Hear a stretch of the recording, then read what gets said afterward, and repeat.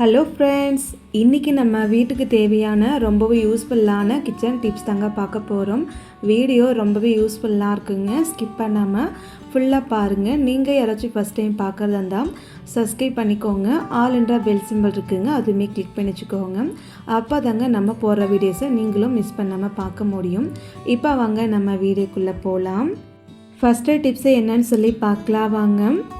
நம்ம வீட்டில் நம்ம பாவாடைக்கெலாம் நாடா கோக்குனாவே ஊக்கு வச்சு நம்ம நாடா கோப்பொல்லையே அந்த மாதிரி நம்ம கோக்கும்போது நமக்கு நிறையவே டைம் ஆகுங்க. அந்த மாதிரி நீங்கள் டைம் வேஸ்ட் பண்ணாமல் டக்குன்னு பாவாடைக்கு நாடா கோக்க இந்த டிப்ஸை நீங்கள் ட்ரை பண்ணுங்கள். நம்ம வீட்டில் நம்ம வேஸ்ட்டாக தூக்கி போடக்கூடிய பேனா இருக்கு இல்லையா, பேனா நம்ம எடுத்துக்கலாங்க. பேனா எடுத்துகிட்டு அந்த பேனா ஓப்பன் பண்ணிவிட்டு இது போல் நீங்கள் பேனா மேலே நாடை வச்சு அதுக்கு மேலே நம்ம பேனாவோட கேப்பை இது போல் நீங்கள் போட்டு விட்டுருங்க. இந்த மாதிரி நம்ம போட்டு விட்டதுக்கப்புறம் எப்போதும் போல் நம்ம பாவாடை எடுத்துக்கலாங்க. பாவாடை எடுத்துகிட்டு நம்ம எப்படி நம்ம நாடை போடுமோ ஒரு பின்னுக்கு வச்சு அதே போல் நீங்கள் பென் வச்சு இது போல் நீங்கள் நாடா கொஞ்சம் கொஞ்சமாக நீங்கள் தலைனா போதுங்க. ஒரே ஒரு செகண்ட் முடிகிறதுக்குள்ளேயே நீங்கள் அந்த பாவாடைக்கு நாடை நீங்கள் கோர்த்து முடிச்சிடலாம். அந்தளவுக்கு ரொம்பவே நமக்கு ஈஸியாக இருக்குங்க.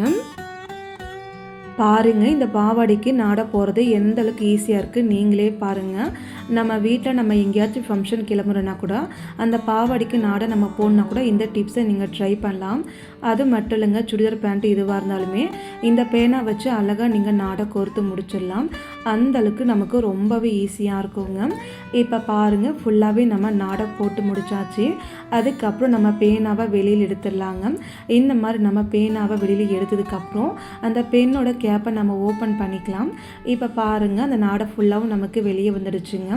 அதுக்கப்புறம் நீங்கள் எப்போதும் போல் 2 பக்கம் நாடை வச்சு கரெக்டாக நீங்கள் சரிசமாக நீங்கள் வச்சு விட்டுக்கலாங்க.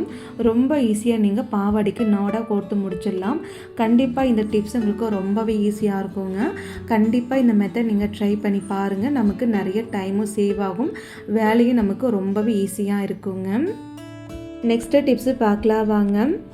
நம்ம வீட்டில் நம்ம மிளகாய்த்தூளை அதிகமாக அரைச்சி நம்ம ஸ்டோர் பண்ண போகிறோன்னா இந்த டிப்ஸை நீங்கள் ட்ரை பண்ணுங்கள். ஏன்னா மிளகாய்த்தூளை அரைச்சி நீங்கள் அப்படியே நீங்கள் ஸ்டோர் பண்ணிங்கன்னா அந்த மிளகாய்த்தூள் நமக்கு சின்ன சின்ன நூலாம்படை, அதுக்கப்புறம் நமக்கு வண்டு புழு பூச்சி எல்லாமே நமக்கு வந்துடுங்க. அந்த மாதிரி நமக்கு வராமல் இருக்க எப்போவுமே நல்லா ஃப்ரெஷ்ஷாக நம்ம ஸ்டோர் பண்ண இந்த மாதிரி நீங்கள் ஸ்டோர் பண்ணி வைங்க. மிளகாய்த்தூள் அரைச்சதுக்கப்புறம் நீங்கள் எப்போதும் போல் ஆற வச்சதுக்கப்புறம் பாக்ஸில் போட்டு ஸ்டோர் பண்ணி வச்சுக்கோங்க. அது கூடவே நம்ம பார்த்தீங்கன்னா சால்ட் நம்ம சேர்த்துக்கணும். நான் எடுத்திருக்க மிளகாய்த்தூளுக்கு 1 டீஸ்பூனுக்கு நான் சால்ட் எடுத்திருக்கேன். இதுவே நீங்கள் அதிக மிளகாய்த்தூள் நீங்கள் ஸ்டோர் பண்ண போகிறீங்கன்னா இன்னும் கொஞ்சம் நீங்கள் சேர்த்துக்கலாங்க. இது போல் நம்ம சால்ட்டு சேர்த்துட்டு ஈரம் இல்லாத ஒரு ஸ்பூனோ இல்லை ஒரு கரண்டி வச்சு அந்த மிளகாய்த்தூள் ஃபுல்லாகவும் நல்லா நம்ம கலக்கிட்டுக்கணுங்க. அந்த மிளகாய்த்தூள் ஃபுல்லாக நம்ம கலக்கிடும்போது பார்த்தீங்கன்னா அந்த சால்ட் நமக்கு எல்லா பக்கம் நமக்கு போய் சேரும். அதுக்கப்புறம் நம்ம எப்போதும் போல் நீங்கள் ஸ்டோர் பண்ணி வச்சிங்கன்னா அந்த மிளகாய்த்தூள் நமக்கு அந்த சின்ன சின்ன உருண்டு வரும் இல்லையா, அந்த மாதிரி வராமல் இருக்கும். அதே போல் வண்டு புழு பூச்சி எதுவுமே நமக்கு மிளகாய்த்தூளை வரவும் செய்யாது. மிளகாய்த்தூளுமே நமக்கு ரொம்ப நாளைக்கு நமக்கு நல்ல ஒரு ஃப்ரெஷ்ஷாக இருக்குங்க. கண்டிப்பாக இந்த டிப்ஸையும் மிஸ் பண்ணாமல் உங்கள் வீட்டில் நீங்களும் செஞ்சு பாருங்கள், ரொம்பவே யூஸ்ஃபுல்லாக இருக்குங்க. நெக்ஸ்ட்டு டிப்ஸு பார்க்கலாம் வாங்க. நம்ம வீட்டில் நம்ம காளான்லாம் வாங்கிட்டு காளான் பாக்ஸ் வச்சுருப்போம் இல்லையா, அந்த மாதிரி பாக்ஸ் நம்ம எடுத்துக்கலாங்க. இந்த மாதிரி பாக்ஸை நம்ம எப்படி யூஸ் பண்ணலான்னு சொல்லி பார்க்கலாம். அதுக்கப்புறம் இந்த பாக்ஸ் அப்படியே வச்சுக்கோங்க. நான் வாட்டர் பாட்டில் மூடி ஒரு 4 போல் மட்டை எடுத்துருக்குங்க. அதுக்கப்புறம் நம்ம வாட்டர் பாட்டில் மூடி வச்சுக்கலாம். இது கூடவே நம்ம டபுள் டேப்பு சின்ன சின்ன பீஸை நம்ம கட் பண்ணி எடுத்துக்கணுங்க. அந்த வாட்டர் பாட்டில் மூடி மேலே பேக் சைடில் இது போல் நீங்கள் டபுள் டேப்பை ஒட்டி விட்டுருங்க.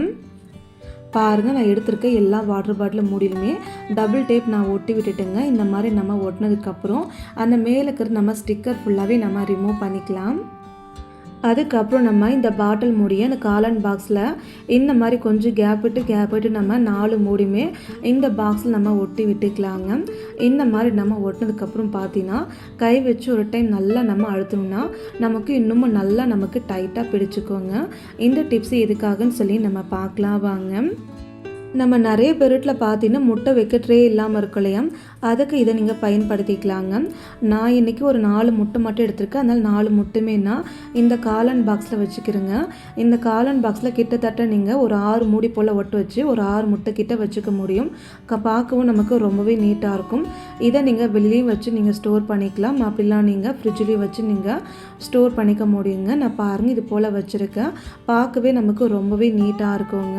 கண்டிப்பாக இந்த டிப்ஸையும் உங்கள் வீட்டில் நீங்கள் ட்ரை பண்ணி பாருங்கள். நமக்கு ரொம்பவே யூஸ்ஃபுல்லாக இருக்குங்க.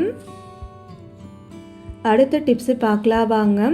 நான் பாருங்கள் சின்னதாக ஒரு மூடி போல் எடுத்துருக்குங்க. நீங்களும் இது போல் ஒரு மூடி போல் எடுத்து வச்சுக்கோங்க. இதை நம்ம அப்படியே வச்சுக்கலாங்க. அதுக்கப்புறம் பார்த்தீங்கன்னா ஒரு கம்பி நான் எடுத்துக்கிறேன். கம்பி எடுத்துன்னா அடுப்பில் நல்லா ஹீட் பண்ணி எடுத்துக்கிறேங்க. இப்போ நம்ம எடுத்து வச்சுருக்கலையே இந்த மூடி இருக்கு இல்லையா, இந்த மூடி ஃபுல்லாகவும் நம்ம சின்ன சின்ன ஹோல்ஸை நம்ம கொஞ்சம் தள்ளி இந்த மூடி ஃபுல்லாகவும் நம்ம ஹோல்ஸை நம்ம போட்டு எடுத்துக்கணுங்க. நான் ஹோல்ஸ் போடுற பாருங்கள். இது போல் நீங்கள் ஒரு கம்பி வச்சு அடுப்பில் ஹீட் பண்ணி இது போல் நீங்கள் மூடி ஃபுல்லாகவும் நம்ம ஹோல்ஸ் போட்டு எடுத்துக்கலாங்க. பாருங்கள் மூடி ஃபுல்லாகவும் நம்ம ஹோல்ஸ் நம்ம போட்டு எடுத்தாச்சுங்க. இந்த டிப்ஸ் எதுக்காகன்னு சொல்லி பார்க்கலாம் வாங்க. இந்த மூடியை அப்படியே நீங்கள் வச்சுக்கோங்க. நம்ம வீட்டில் நம்ம சிங்கில் பாத்திரமெல்லாம் க்ளீன் பண்ணும்போதும் அது மட்டும் இல்லைங்க, சாப்பாடில் நம்ம சாப்பிட்டு முடிச்சதுக்கப்புறம் கருவேப்பிலை சாதம் எல்லாமே நமக்கு சிங்கில் போய் அடைச்சிக்கும் இல்லையா, அந்த மாதிரி நமக்கு அடைக்காம இருக்கிறதுக்கு நம்ம ரெடி பண்ண மூடியை நீங்கள் அந்த சிங்க் உள்ளுக்குள்ளே தண்ணியில் இறங்கும் இல்லையா, அது மேலே நீங்கள் வச்சு விட்டுருங்க. அதுக்கப்புறம் நம்ம எப்போதும் போல் பாத்திரம் க்ளீன் பண்ணிக்கலாங்க. பாத்திரம் க்ளீன் பண்ணி முடிச்சதுக்கப்புறம் காமிக்கிறேன் பாருங்கள். பாத்திரம் எல்லாமே நான் க்ளீன் பண்ணி முடிச்சுட்டேன். க்ளீன் பண்ணி முடிச்சதுக்கப்புறம் அந்த சாதம் கருவேப்பிலை எல்லாமே நமக்கு அந்த மூடி மேலே நமக்கு அப்படியே வைக்கிறோங்க. அந்த தண்ணி ஃபுல்லாக நமக்கு கீழே இறங்கிடும். நமக்கு ஏதாச்சும் கருவேப்பிலை வெங்காயத்தூள் பூண்டு எதுவாக இருந்தாலும் சரிங்க நமக்கு மேலேயே இருக்குங்க. அது எல்லாமே நம்ம எடுத்து நம்ம போட்டுடலாங்க. இப்போ நான் பாருங்கள் மூடிடவே எடுத்துக்கிறேங்க. மூடிடு எடுத்துகிட்டு இந்த சாதம் மட்டும் நான் சைடில் கொட்டிட்டு அதுக்கப்புறம் நான் மூடி அது போல் அழகாக வச்சு விட்டுறேங்க. இந்த மாதிரி நம்ம வச்சுட்டு எப்போதும் போல் நம்ம சிங்கில் நம்ம வாஷ் பண்ணோம்னா நமக்கு சிங்க்கு எப்போவுமே க்ளீனாகவும் இருக்கும். அதே போல் நமக்கு சிங்க் அடைக்கவும் செய்யாதுங்க. கண்டிப்பாக இந்த சின்ன டிப்ஸ் உங்களுக்கு ரொம்பவே யூஸ்ஃபுல்லாக இருக்கும். மறக்காமல் நீங்கள் ட்ரை பண்ணி பாருங்கள். நெக்ஸ்ட்டு டிப்ஸு என்னன்னு சொல்லி பார்க்கலாம். நம்ம வீட்டு கேஸ் ஸ்டவ் எவ்வளோ அழுக்காக இருந்தாலும் சரிங்க, இந்த டிப்ஸை ட்ரை பண்ணி க்ளீன் பண்ணி பாருங்கள். கேஸ் ஸ்டவ் நமக்கு நல்ல பலன்னு ஒரு ஷைனிங்கோடு இருக்குங்க. அது மட்டும் இல்லைங்க, கேஸ் அடுப்பு துடைக்க நம்ம இனிமேல் துணி டிஷ்யூ பேப்பர் எதுவுமே யூஸ் பண்ண போகிறது கிடையாது. நான் சொல்கிற ஒரு பொருள் மட்டும் வச்சு யூஸ் பண்ணிங்கன்னா துவைக்கவும் வேண்டாம், வேலையும் நமக்கு ரொம்பவே ஈஸியாக இருக்குங்க. அது எப்படின்னு சொல்லி பார்க்கலாம். ஃபஸ்ட்டு நம்ம கேஸ் ஸ்டவ் க்ளீன் பண்ணுறதுக்கு ஒரு சொல்யூஷன் நம்ம ரெடி பண்ண போகிறோம். அதுக்காக நம்ம ஒரு கப் எடுத்துக்கலாங்க. அந்த கப்பில் நம்ம ஒரு டீஸ்பூனுக்கு மட்டும் நம்ம சால்ட்டு சேர்த்துக்கலாம். இது கூடவே நம்ம பாத்திரம் க்ளீன் பண்ணக்கூடிய விம் ஜெல் கொஞ்சம் போல் நீங்கள் சேர்த்துக்கோங்க. இது ரெண்டும் நீங்கள் சேர்த்ததுக்கப்புறம் ஒரே ஒரு கொஞ்சம் போல் மட்டும் நீங்கள் தண்ணி நம்ம சேர்த்துக்கலாம். தண்ணி நம்ம சேர்த்ததுக்கப்புறம் ஒரு குட்டி ஸ்பூன் வச்சு நல்லா நம்ம மிக்ஸ் பண்ணிக்கலாம். நம்ம சேர்த்துருக்க அந்த சால்ட்டு விம் ஜெல் நமக்கு நல்லா மிக்ஸ் ஆகணும். அதனால் நம்ம மிக்ஸ் பண்ணிக்கலாங்க. பாருங்கள் நல்லா நான் மிக்ஸ் பண்ணி வச்சுக்கிறேன். இந்த மாதிரி நல்லா நம்ம மிக்ஸ் பண்ணதுக்கப்புறம் பார்த்தீங்கன்னா இப்போ நம்ம கேஸ் ஸ்டவ் க்ளீன் பண்ணிடலாங்க. ஃபஸ்ட்டு நம்ம கேஸ் மேலே இருக்கிற ஸ்டாண்டு எல்லாமே எடுத்து வச்சிடலாங்க. அதுக்கப்புறம் நம்ம ரெடி பண்ண சொல்யூஷன் எடுத்து வச்சுக்கலாம். இப்போ நம்ம கேஸ் ஸ்டவ் க்ளீன் பண்ணுறதுக்காக நான் நார் எடுத்துக்கிறேங்க. இது போல் நார் எடுத்துகிட்டு நம்ம ரெடி பண்ண சொல்யூஷனில் நல்லா டிப் பண்ணி எடுத்துக்கோங்க. அதுக்கப்புறம் நம்ம கேஸ் ஸ்டவ் க்ளீன் பண்ணிக்கலாங்க. இதுவே உங்கள் கேஸ் ஸ்டவ் ரொம்ப அழுக்கு இருக்குது, இல்லை ஒரு மாதிரி துரு பிடிச்சி கறக்குன்னா நீங்கள் நார் எடுத்துக்கலாங்க. நார் வச்சு நீங்கள் தேய்ச்சி க்ளீன் பண்ணிக்கலாம். இப்போ நான் பாருங்கள் இதே போல் கேஸ் ஸ்டவ் ஃபுல்லாகவும் நான் இதே லிக்விட் வச்சு எல்லா பக்கமும் ஒரு டைம் நல்லா நான் தேய்ச்சிக்கிறேன். இந்த மாதிரி நீங்கள் ஒரு டைம் நீங்கள் தேய்ச்சதுக்கப்புறம் லைட்டாக நீங்கள் தண்ணி தெளித்து நீங்கள் தேய்ச்சி விட்டிங்கன்னா நமக்கு நல்ல நுரை எழுந்து வரும். அதே சமயம் நமக்கு கேஸ் மக்கிற அழுக்கு எல்லாமே நமக்கு போயிடுங்க. இப்போ பாருங்கள் லைட்டாக மட்டும் கொஞ்சமாக தண்ணி தெளித்து எல்லா பக்கமும் ஒரு டைம் நல்லா நான் தேய்ச்சி விட்டுக்கிறேங்க. இந்த மாதிரி நம்ம தேய்ச்சி விட்டதுக்கப்புறம் இப்போ நம்ம கேஸ் ஸ்டவ் க்ளீன் பண்ண போகிறோம். கேஸ் ஸ்டவ் க்ளீன் பண்ணதுக்காக ஒரு கப்பில் நம்ம தண்ணி எடுத்துக்கலாங்க. அதுக்கப்புறம் பாருங்கள் நம்ம கேஸ் ஸ்டவ் க்ளீன் பண்ணதுக்கு இந்த ஒரு பொருள் தாங்க யூஸ் பண்ண போகிறோம். நம்ம வீட்டில் நார்மல் பேப்பர் இல்லை நீங்கள் நியூஸ் பேப்பர் தான் எடுத்துக்கோங்க. எடுத்துகிட்டு அதுக்கப்புறம் தண்ணியில் நல்லா நீங்கள் நனைச்சி எடுத்து நல்லா லைட்டாக பிழிஞ்சு விட்டதுக்கப்புறம் கேஸ் ஸ்டவ் நம்ம க்ளீன் பண்ணிக்கலாம். அந்த நியூஸ் பேப்பரை பெருசாக நீங்கள் போட்டு அழகாக நீங்கள் க்ளீன் பண்ணிக்கலாம். நல்லாவே நமக்கு தண்ணி அப்சர்வ் பண்ணிக்கும். அந்த நுரை எல்லாமே நமக்கு நல்லாவே அப்சர்வ் பண்ணிக்கோங்க. இப்போ நம்ம தண்ணி தொட்டு அந்த கேஸ் ஸ்டவ் ஃபுல்லாகவும் எல்லா பக்கமும் ஒரு டைம் நல்லா நம்ம தேய்ச்சி எடுத்துடலாங்க. பாருங்கள் எந்த அளவுக்கு சூப்பராக க்ளீன் ஆகுதுன்னு சொல்லிட்டு நீங்களே பாருங்கள்.